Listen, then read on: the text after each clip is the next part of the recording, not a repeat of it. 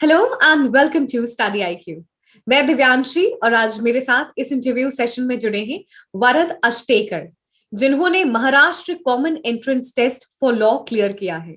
स्वागत है वरद आपका स्टडी आईक्यू पर और आपको ढेर सारी बधाइयां। Thank you ma'am, thank you, thanks a lot.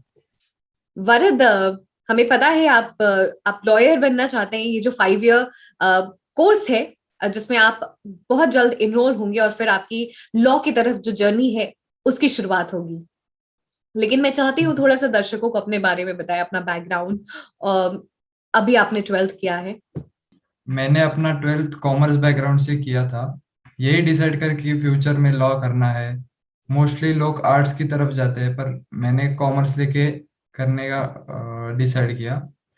Then मैंने देखा कि लॉ के एंट्रेंस के लिए एग्जाम जैसे क्लैट और MSCET, बहुत सारे एग्जाम्स है।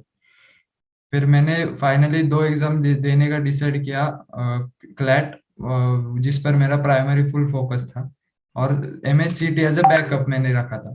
फिर मैंने जब क्लैट दिया तब मेरा स्कोर थोड़ा लो लोअर था, जिसमें मैं टॉप 5 और टॉप 10 एयरवेज में नहीं जा पाया।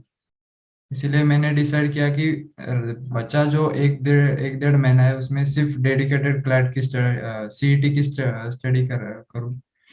और उसमें मेरे जो भी मैंने स्ट्रेटेजी अप्लाई की स्टडी IQ के, जो कि स्टैटिक GK के लिए मैंने जो भी वीडियोस देखे, वो मेरे लिए फाइनली यूजफुल है। और मेरा AR रैंक 784 और महाराष्ट्र रैंक 250 बना है। वरद, आपने जैसे बताया कि आपने कॉमर्स ही सोच के लिया था कि आगे चल के आपको लॉ करना है, और बिल्कुल आपका वो प्लान वर्क भी किया। आपने Maharashtra common entrance test for law में बहुत ही अच्छा स्कोर भी किया है। लेकिन मैं जान सकती हूँ और दर्शकों को भी आप बताएं कि ऐसा क्या झुकाव था लॉ की तरफ और क्यों लॉ करना था।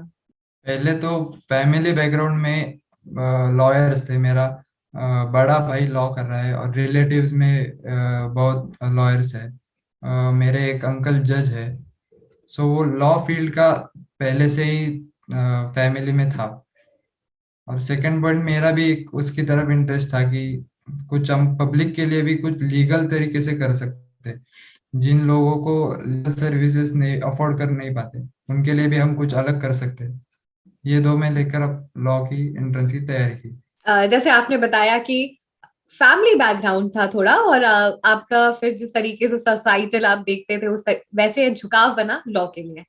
अब मैं जी। चाहती हूँ आप थोड़ा सा Maharashtra common entrance test for law के बारे में बताएं। क्या पैटर्न होता है? महाराष्ट्र एंट्रेंस टेस्ट के लिए पहले तो 30 मार्क्स का इंग्लिश फिक्स आता है।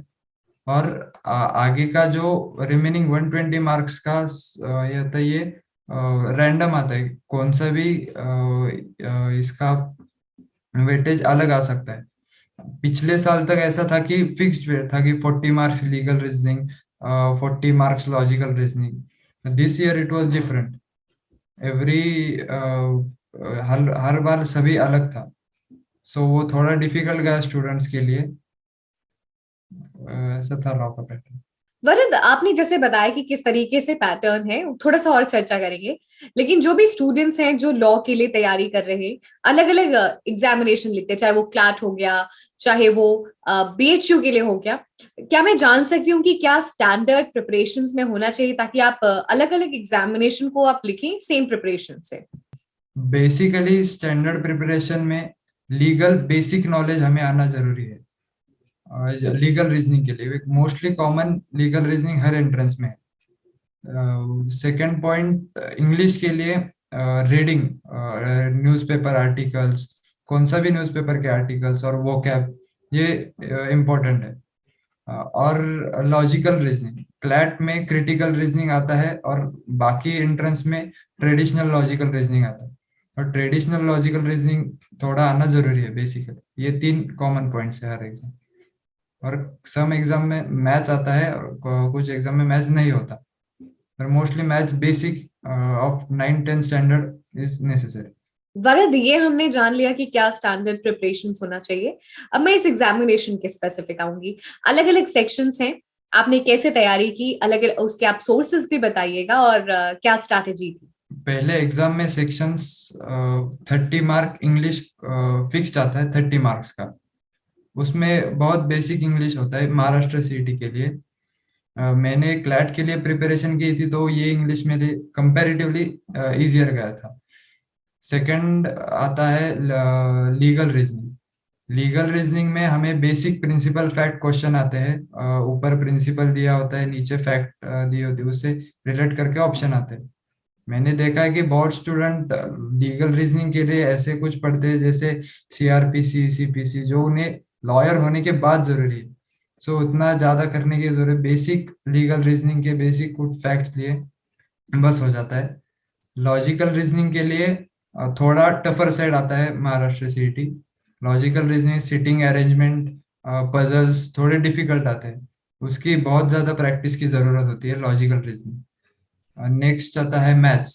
मैथ्स मोस्ट एकदम बेसिक होता है, 10th स्टैंडर्ड तक का आना चाहिए, उतना ही बेसिक लेवल आता है। वरुण, क्या आप बता सकते हैं कि कितने क्वेश्चंस हैं और इसमें नेगेटिव मार्किंग भी होती है? टोटल 150 क्वेश्चंस होते हैं। निगेटिव मार्किंग एमएचसीटी में नहीं होती। तो नेगेटिव मार्किंग नहीं होती है तो जो कंपटीशन है वो ऑब्वियसली बढ़ जाता है। तो किस तरीके से अपनी एक्यूरेसी को बैलेंस करना है स्पीड के साथ, अगर आप वो बता सके।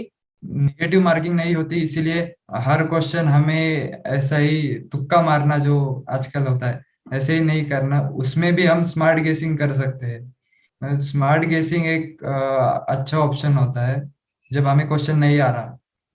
दो दो ऑप्शन हम एलिमिनेट कर सकते हैं, मार्किंग में यूजफुल होता है जब नेगेटिव मार्किंग नहीं होती। मैं थोड़ा सा और स्मार्ट गेसिंग पे आपकी जो टैक्टिक रही है, जो स्ट्रैटेजी रही है, उसको थोड़ा सा आप बताएं, क्योंकि ये बहुत इंपॉर्टेंट एस्पेक्ट होता है एग्जामिनेशन में। ये ऑब्वियस सी बात है कि सारी चीज आप पढ़ के नहीं जा सकते, लेकिन आप रिलेटिवली आप चीजों को सॉल्व कर सकते हैं जो भी आपने अक्वायर्ड नॉलेज है।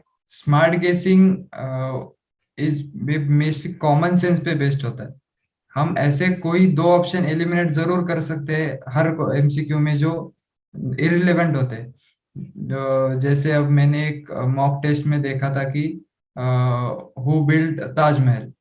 सो उसमें से दो नाम थे, अशोक और शिवाजी महाराज। सो वो हम बेसिकली रिलेट इजीली हम ये कर सकते हैं। लेकिन दूसरे बाकी दो ऑप्शन थे वो मुगल किंग्स के थे, तो उनमें से एक कोई तो सिलेक्ट कर सकता है। तो ऐसे स्मार्ट गेसिंग हो सकता है। वरुण ने बताया कि कैसे एक्वायर्ड नॉलेज से आप स्मार्ट गेसिंग कर सकते हैं। मॉक टेस्ट बहुत जरूरी होता है एग्जामिनेशन में, ताकि आप अपने आप को असेस कर सके कि आप कहाँ पे हैं। तो आपने मॉक टेस्ट कब से लगाना शुरू किया, और कितने मॉक टेस्ट आइडियली लगाने चाहिए आपके हिसाब से? महाराष्ट्र सीईटी के लिए आइडियली 30+ मॉक्स देना जरूरी है। मैंने भी अराउंड 50 मॉक्स महाराष्ट्र सीईटी के दिए थे मेरे क्लास के रिसोर्स से। सो उतना कंपलसरी 50 मार्क्स देना, और 30+ हो तो आपके लिए बहुत beneficial. Varun, law is an extremely interesting career. आप जब 12th में होते हैं तो आपके पास बोर्ड का भी प्रेशर होता है, साथ ही साथ आपको एंट्रेंस एग्जामिनेशन की भी तैयारी करनी होती है।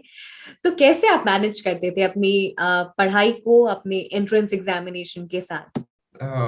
इन अदर सीईटीज 12th के मार्क्स मैटर नहीं करते, but in Maharashtra CET 12th mark matters. जब आपके दो सिमिलर मार्क्स है तो आपकी रैंकिंग 12th के मार्क पर डिसाइड होती है, इसीलिए 12th पे भी फोकस करना जरूरी है। मैंने 12th की आधी पढ़ाई ऑनलाइन हुई थी कोविड के रीजन की वजह से। मैंने ये डिसाइड किया था कि सुबह 6 से 12 12th स्टैंडर्ड का करना है, और आफ्टर 6 जो भी आफ्टर 12 o'clock जो भी पढ़ाई होगी वो सीईटी की करें। से मैंने डिवाइड किया था। सो मैं ज्यादा टाइम सीईटी के लिए देता था, पर 12th पर भी फोकस था, जो कि मेरे लिए अभी यूजफुल हुआ रैंकिंग में।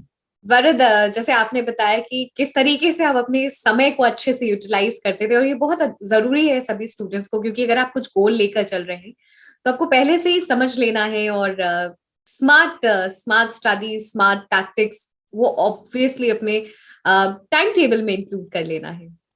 वरुण, हाँ। मैं इस एग्जामिनेशन के बारे में मॉक टेस्ट से जो एक स्ट्रैटेजी निकल के आती है कि जो डी डे होगा उसमें कैसे क्वेश्चन अटेम्प्ट करने हैं, कौन से सेक्शन पहले करने हैं, वो थोड़ा सा आप बता सके। इस एग्जाम में दो ही सेक्शन होते हैं। फर्स्ट सेक्शन इंग्लिश और सेकंड सेक्शन होता है वो, उसे नाम नहीं होता, वो उसी सेक्शन में सभी क्वेश्चंस मिक्स आते हैं। Legal reasoning, logical reasoning, maths. So ऐसे फिक्स नहीं बता सकते कि क्या, पर बेसिकली फर्स्ट इंग्लिश करना चाहिए, इसमें सिर्फ 30 क्वेश्चंस होते हैं। बाद में हम अराउंड जो 120 क्वेश्चंस है उन्हें रिमेनिंग टाइम में कर सकते हैं। वरदा, हमने ये पहले भी बात की थी कि 150 क्वेश्चंस आते हैं और आपको जो समय मिलता है वो 120 क्वेश्चंस है। आपने बताया था एक्यूरेसी किस तरीके से करनी है, कैसे मैनेज करनी है, लेकिन time management, 150 questions in 120 minutes, उसको कैसे करना है? Basically English questions one liner आते हैं, और एक पैराग्राफ आ जाता है, जो हम 30 क्वेश्चंस अराउंड 15 मिनट्स में फिनिश कर सकते हैं। लेकिन लॉजिकल रीजनिंग का जो पार्ट होता है वो बहुत टाइम कंज्यूमिंग होता है, उसे ज्यादा टाइम देकर हम कंप्लीट कर सकते हैं। लीगल में भी थोड़ा रीडिंग प्रैक्टिस जरूरी है टाइम सही टाइम में फिनिश करने के लिए। सो प्रिंसिपल्स हमें पहले से थोड़े पता हो, तो प्रिंसिपल्स रीड करने में टाइम वेस्ट करने की वजह हम फैक्ट्स पे डायरेक्ट जाकर जल्दी से सॉल्व कर सकते हैं। वरद, हमने पहले ये बात मेंशन की थी बट शायद ये चीज मिस हो गया था। रिसोर्सेज, कौन कौन से रिसोर्सेज आपने फॉलो किए थे? बेसिकली मैंने थोड़ा बहुत कोचिंग मटेरियल पे फोकस किया। Then study IQ, static GK के लिए मेरे मेरे लिए बहुत यूजफुल रहा। मैथ्स के लिए बेसिक मैं वीडियो देखता था, और मैंने सिर्फ प्रैक्टिस मॉक्स के लिए और लॉजिकल रीजनिंग के लिए की। वरद, किस तरीके से स्टडी आईक्यू आपकी जर्नी में साथ रहा है? स्टडी आईक्यू, मैंने एक साल से स्टडी आईक्यू कंटिन्यूअसली फॉलो किया। पहले मैंने सिर्फ करंट अफेयर देखता रहा। फिर मैंने गौरव सर के मोटिवेशन वीडियो देखे, जो कोविड टाइम में हर हर स्टूडेंट के लिए बहुत यूजफुल थे। और फिर मैं स्टैटिक जीके और सभी तरह से स्टडी आईक्यू पे ये था। महाराष्ट्र सीईटी में जीके के लिए स्टैटिक जीके एक इम्पोर्टेंट पार्ट होता है। हर बार करंट अफेयर के क्वेश्चन पिछले साल आए थे, पर इस साल 90% ऑफ क्वेश्चन स्टैटिक जीके के आए थे। So that was a game changer this time. So static GK बहुत लोगों ने नहीं किया था, पर मैंने जो वीडियोस देखे थे स्टडी आईक्यू के, उसमें करंट अफेयर के साथ स्टैटिक भी कवर हुआ था, इसीलिए मेरे मेरे लिए वो यूजफुल रहा। Varad, we are very happy that हम आपकी सक्सेस स्टोरी का हिस्सा बन सके। सेशन के एंड में है, कुछ आप फाइनल टिप्स देना चाहेंगे सभी एस्पिरेंट्स को जो अभी स्कूल में है और लॉ एंट्रेंस एग्जामिनेशन देने वाले हैं? लॉ महाराष्ट्र सीईटी एंट्रेंस ज्यादा डिफिकल्ट नहीं है, सिर्फ हमें बेसिक नॉलेज रखना जरूरी है, और थोड़ी प्रिपरेशन 11 स्टैंडर्ड में करके 12 स्टैंडर्ड में फुल फोकस प्रिपरेशन कर सकते हैं। और लॉ एक बहुत अलग फील्ड है, जो हमें इंजीनियरिंग, डॉक्टर, इस फील्ड से हमें बहुत अलग नॉलेज मिलता है। हमारे पूरे बैकग्राउंड का, हमारे पूरे सराउंडिंग, हमें अलग एक व्यू मिलता है लॉ की वजह से। इसीलिए महाराष्ट्र सीईटी की प्रिपरेशन करने के लिए हमें पहले बेसिक स्टैटिक जीके और इंग्लिश से स्टार्ट करके लीगल की तरफ आप जा सकते हैं। Thank you so much, Varad, for joining us in this interview session. It was absolute pleasure to have you. पूरी टीम की तरफ से आपको ढेर सारी शुभकामनाएं और आने वाले उज्जवल भविष्य के लिए ढेर सारी बधाई।